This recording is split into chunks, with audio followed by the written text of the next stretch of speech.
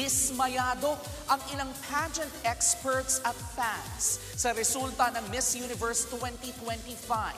Ang nananong si Miss Mexico Fatima Bosch, deserve ba talaga ang corona? Nasa frontline ng balitang yan, si News 5 Entertainment Correspondent Bon Bilinar. From start to finish, pang Miss Universe talaga ang ipinakitang performance ni Atisa Manalo. Pero ang ating Reyna, hindi pinalad na maiuwi ang corona.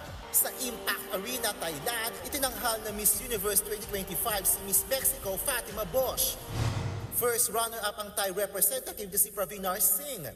Nakuha naman ng Venezuela beauty queen na si Stephanie Abasali ang second runner-up place. Ang pambato natin si Atisa Manalo ang third runner-up at fourth runner-up ang kandidata ng Cote d'Ivoire na si Olivia Yates. Ayon sa isang veteran pageant expert na si Norman Tino, kontrobersyal ang resulta ng pageant.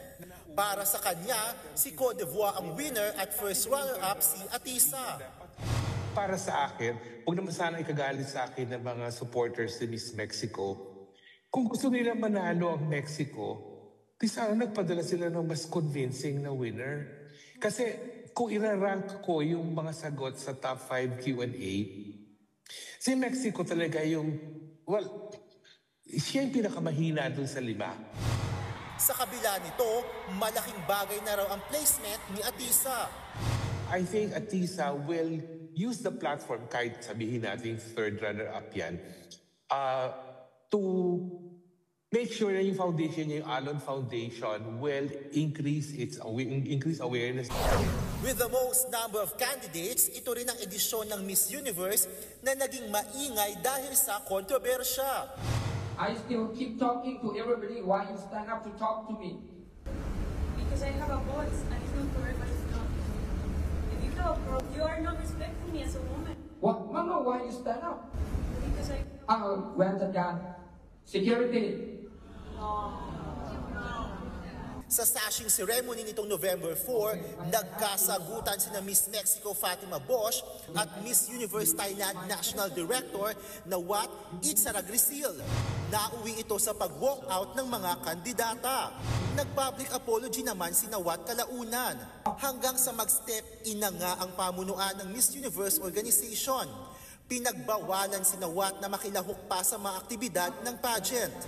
Sa isa pang event, napaiyak pa nga si Wat sabay hingi ng sorry sa publiko. Pero hindi yan tinanggap ng mga netizen. Dapat daw kasi personal na mag-sorry si Wat kay Miss Mexico. And just hours after makoronahan si Miss Mexico, nag-post ang Miss Universe judge na nag-resign ilang araw bago ang Coronation Day. Say ni Omar, fake winner si Miss Mexico dahil dinaya raw ang resulta ng pageant. Sinadya umano ang panalo ni Bosch dahil magkasosyo ang kanyang ama at ang Miss Universe Organization co-owner na si Raul Rocha. Wala pang pahayag ang organisasyon sa aligasyong ito. Sa pagkapanalo ni Miss Mexico, marami tuloy ang napatanong. Ang corona ba niya ay dahil sa galing at ganda o panakip lang sa kontrobersya? Nagbabalita mula sa frontline, Von Belinario, News 5. Ito pa nga, halatang dismayado rin sa resulta ng Miss Universe 2025 ang ilang Pinoy beauty queens. Hirit nga ni 2011 Miss Universe third runner-up Shamsi Supsup, tila baliktad daw ang inanunsyong winners. Para naman kay Miss Universe Philippines 2023 Michelle D, there's something fishy sa resulta.